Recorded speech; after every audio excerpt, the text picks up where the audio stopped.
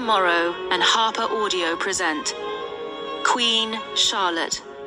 Before the Bridgertons came the love story that changed the ton, by Julia Quinn and Shonda Rhimes.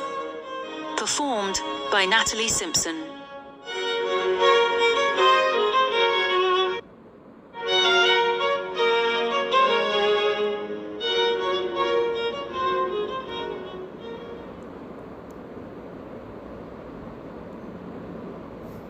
Felissa Cush. I'm not going to miss you, because we'll always be friends. And also for Paul. I'm saying it right here. It was all your idea. Jake. To my daughters, each of you is a queen. S.R. Dearest gentle listener, this is the story of Queen Charlotte from Bridgerton. It is not a history lesson. It is fiction inspired by fact. All liberties taken by the authors are quite intentional. Enjoy.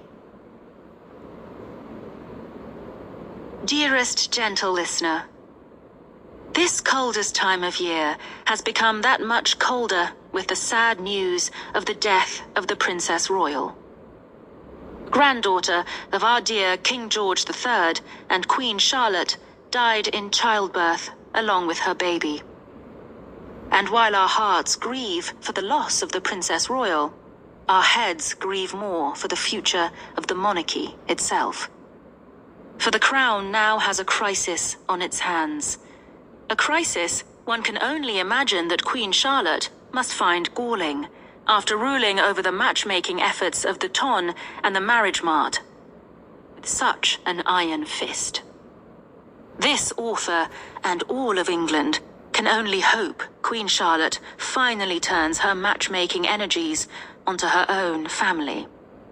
After all, Her Majesty has 13 children, and now not a royal heir from any of them. At least, not a legitimate one.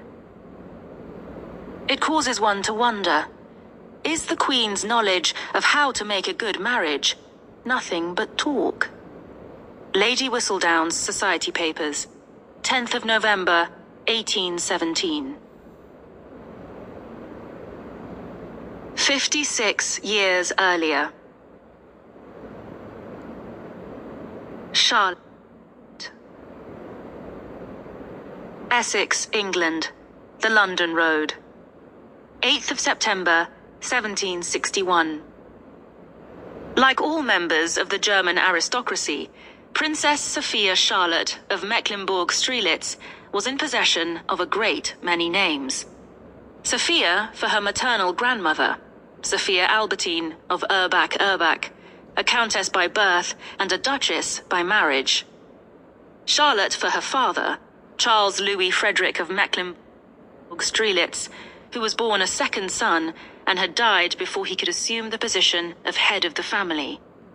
Then there were the many and sundry double-barreled lands and properties that made up her heritage. Mecklenburg-Strelitz and Urbach, of course, but also Saxe-Hildburghausen, Schwarzburg-Sondershausen, and, if one wanted to go back far enough, Waldeck-Eisenberg.